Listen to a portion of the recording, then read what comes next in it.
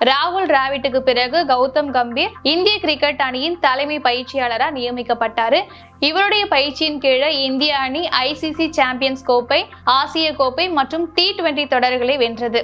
இதன் பிறகு ரோஹித் சர்மா, விராட் கோலி மற்றும் தமிழ்நாட்டை சேர்ந்த ரவிச்சந்திரன் அஸ்வின் ஆகிய மூத்த வீரர்கள் டெஸ்டிலிருந்து ஓய்வு பெறதா திடீரென அறிவித்திருந்தாங்க.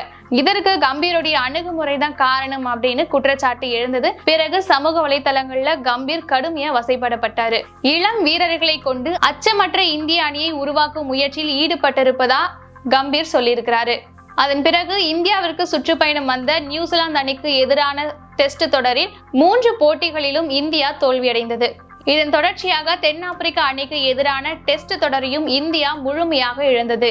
இந்த தோல்விக்கு பிறகு கவுஹாத்தியில் பத்திரிகையாளர்களை கம்பீர் சந்தித்தார். அதுல பயிற்சியாளர் பதவியில் நீடிக்க முடியும் என்ற நம்பிக்கை உங்களுக்கு இருக்கா என்ற கேள்வி எழுப்பப்பட்டது. அதற்கு கம்பீர் என்ன பதில் சொல்லியிருக்காரு அப்படின்னா, தலைமை பயிற்சியாளர் பதவியில் நான் நீடிக்க வேண்டுமா என்பதை இந்திய கிரிக்கெட் வாரியம் முடிவெடுக்கட்டும் என்று பதிலளித்தார். இந்த தோல்விக்கு அணியில் இருக்கிற ஒவ்வொருவரும் பொறுப்பேற்க வேண்டும், அது என்னிடத்திலிருந்து தொடங்கும் அப்படின்னு அவர் சொல்லியிருந்தாரு.